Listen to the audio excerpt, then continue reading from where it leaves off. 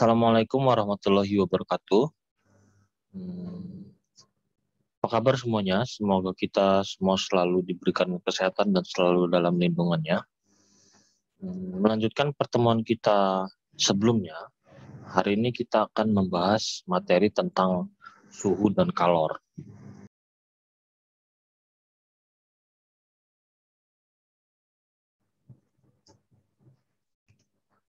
Suhu didefinisikan sebagai derajat panas dinginnya suatu benda, atau lebih umum, suhu adalah ukuran energi kinetik rata-rata partikel dalam suatu benda. Alat untuk mengukur suhu adalah termometer. Termometer ini memiliki sifat termometrik zat yang berubah jika dipanaskan. Jenis dan paparan skala pada termometer ada beberapa macam. Kemudian pada prinsipnya semua termometer mempunyai acuan yang sama dalam menetapkan skala. Titik lebur es murni dipakai sebagai titik tetap bawah, sedangkan titik suhu uap di atas air yang sedang mendidih pada tekanan 1 atmosfer sebagai titik tetap atas. Nah, ini kita bisa lihat skala suhu ada 4, yaitu Celsius, Kelvin, Fahrenheit, dan Reaumur. Pada skala Celsius, titik tetap atasnya di 100 derajat Celcius dan titik tetap bawahnya di 0 derajat Celcius. Pada skala Kelvin, titik tetap atasnya berada di 373 derajat Kelvin dan titik tetap bawahnya berada di 273 derajat Kelvin.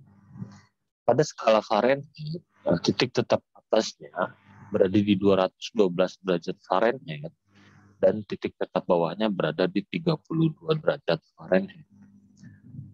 Dan pada skala Reaumur, titik tetap atasnya di 80 derajat Reaumur dan titik tetap bawahnya di 0 derajat Reaumur. Termometer Celsius, Kelvin, Fahrenheit, dan Reaumur berada di titik lebur es dan titik lebur air dengan Celsius 0 derajat sampai dengan 100 derajat, kemudian Kelvin 273 derajat sampai dengan 373 derajat, kemudian Fahrenheit 32 derajat sampai dengan 212 derajat, dan Reaumur 0 derajat sampai dengan 80 derajat.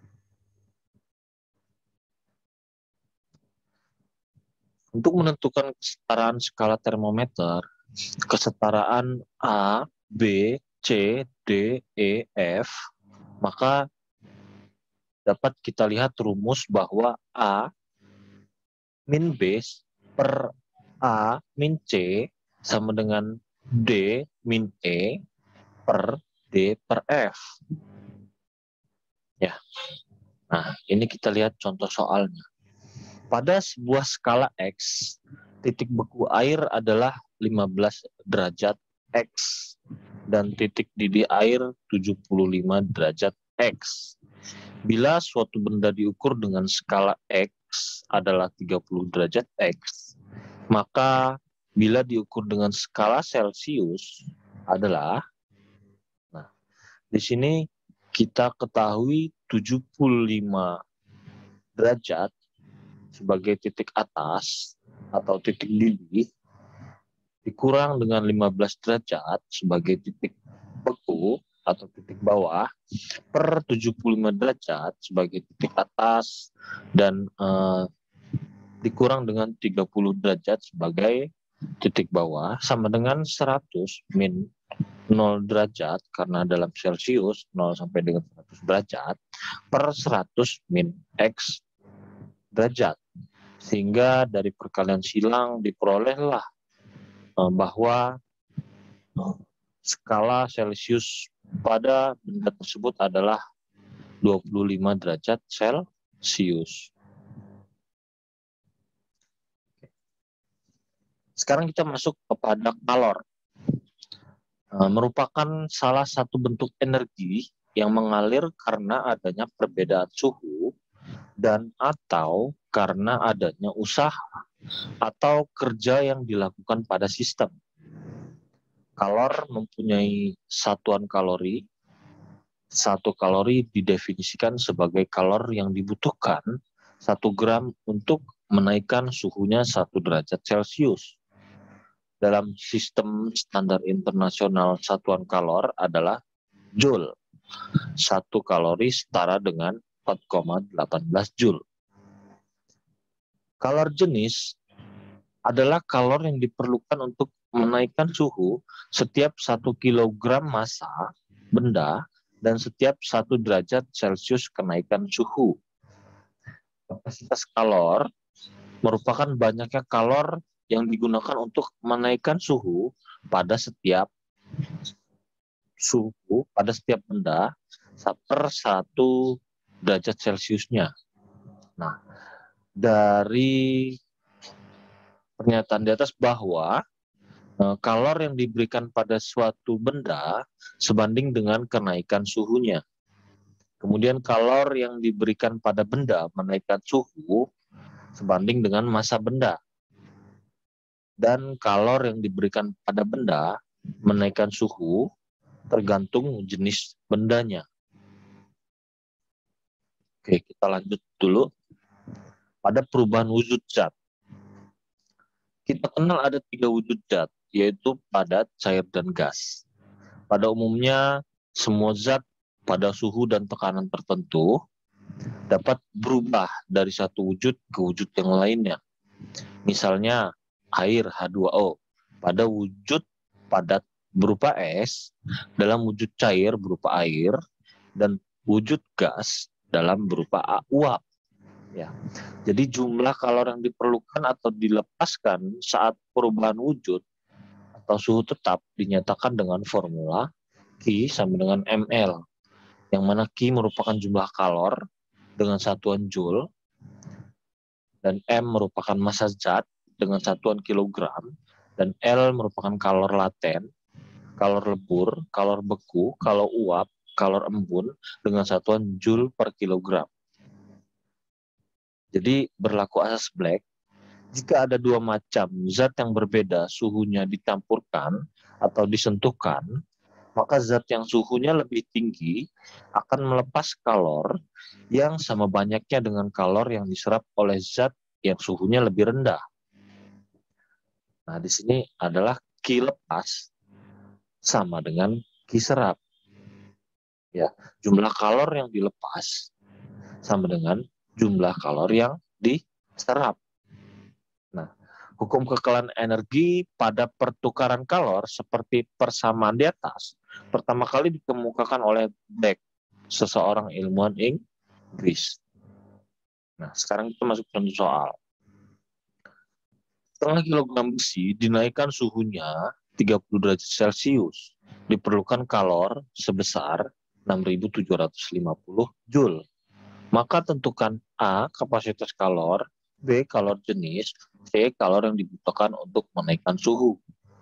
Nah, dari soal ini kita ketahui bahwa M sama dengan 0,5 atau setengah kilogram, kemudian delta T-nya adalah 30 derajat Celcius, dan Q-nya sama dengan 6.759 Joule. Untuk menjawab pertanyaan A, kapasitas kalor, dengan rumus C sama dengan Q per delta T, maka 6.750 Joule per 30 derajat Celcius sama dengan 225 Joule per derajat Celcius. Itulah kapasitas kalor dari besi itu. Kemudian untuk menjawab pertanyaan B dengan kalor jenis dengan rumus C sama dengan C per M, maka 225 per setengah sama dengan 450 Joule per kilogram derajat Celcius. Itulah kalor jenis dari besi tersebut. Kemudian untuk menjawab pertanyaan C, kalor yang dibutuhkan untuk menaikkan suhu sebesar 40 derajat Celcius. Maka Q sama dengan M C kali delta T, di mana M-nya 0,5 atau setengah kilogram dikali dengan 450 Joule per kilogram per derajat Celcius dikali dengan 40 derajat Celcius, sehingga dihasilkan adalah 9.000 Joule. Ya. Selanjutnya contoh soal yang kedua. 100 gram air dengan suhu 30 derajat Celcius dicampur dengan 50 gram air bersuhu 80 derajat Celcius. Maka tentukan suhu campurannya. Kalori jenis air di sini berlaku 1 kalori per gram derajat Celcius. Maka dari soal ini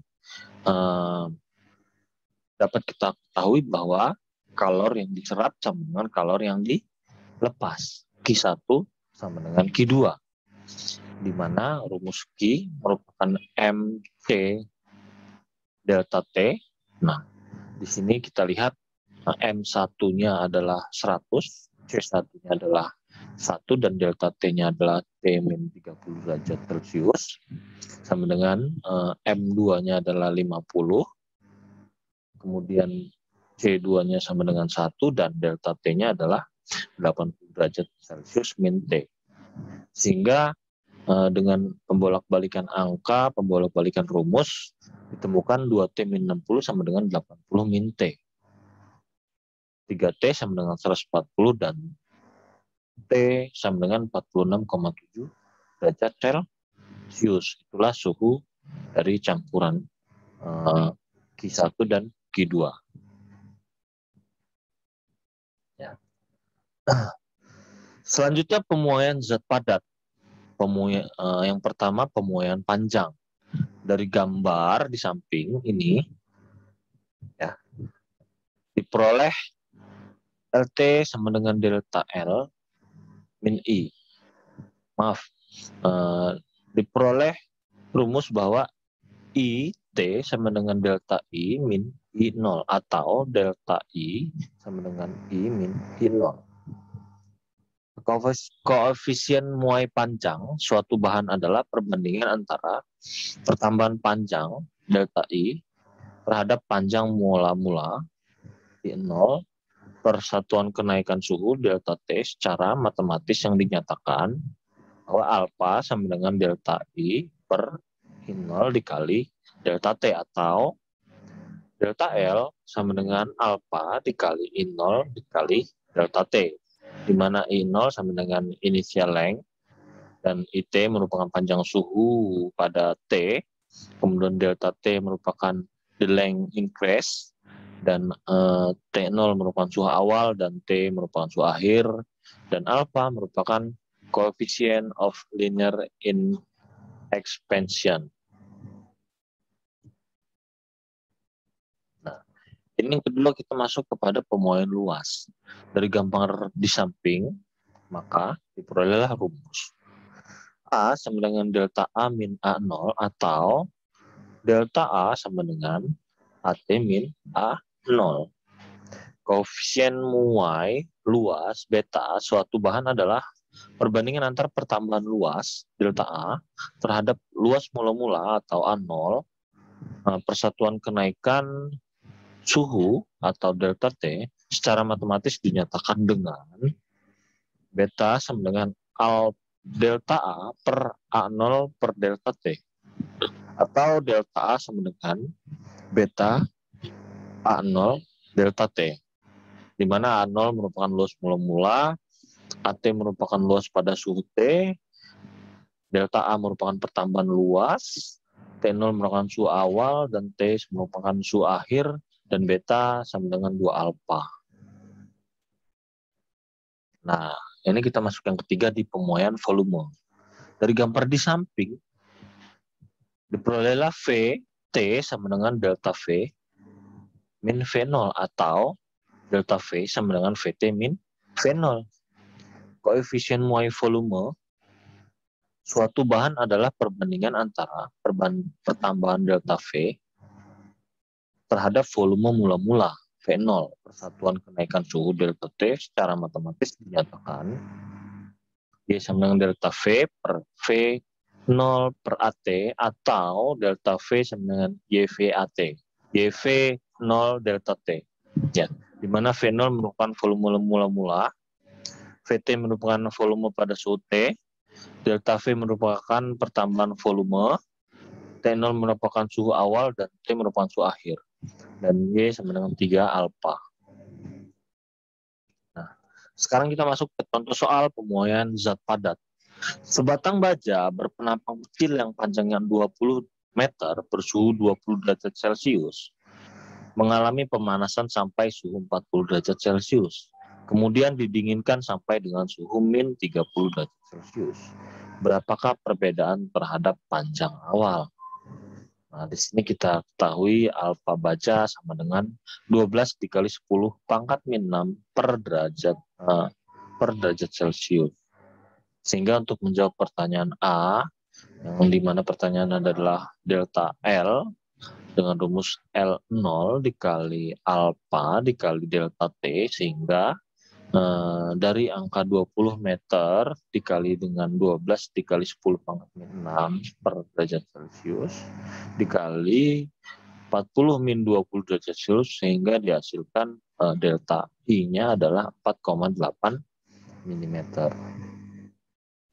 Dan untuk menjawab pertanyaan B, delta I sama dengan I0 dikali alfa dikali delta T, dimana dengan angka 20 meter dikali 12 dikali 10 pangkat min 6 derajat Celcius per derajat Celcius dikali dengan min 30 min 20 derajat Celcius, dihasilkan bahwa delta I-nya sebesar min 12 mm. Selanjutnya, sebuah plat baja berbentuk persegi dengan sisi 30 cm bersuhu 20 derajat Celcius. Bila plat baja dipanaskan sampai 130 derajat Celcius, tentukan luas baja sekarang. Nah, tadi beta sama dengan 2 alfa, sehingga delta A sama dengan A0 dikali beta dikali delta T. Dengan angka 900 cm persegi dikali 24 dikali 10 pangkat min 6 derajat Celcius per derajat Celcius dikali 130 min 30 derajat Celcius, dihasilkan angka 2,38 cm persegi. Kemudian delta AT, untuk mengetahui AT dari A0 plus delta A dengan angka 900 cm persegi ditambah 2,38 cm persegi, dihasilkan 902,38 cm persegi. Ya, ini bisa digunakan dengan cara lain atau dengan rumus lain, yaitu AT sama dengan A0 plus 1 dikali 1 ditambah beta delta T. Ya. Nah, itu tadi beberapa hal yang kita pelajari tentang materi suhu dan kalor. Mudah-mudahan bermanfaat.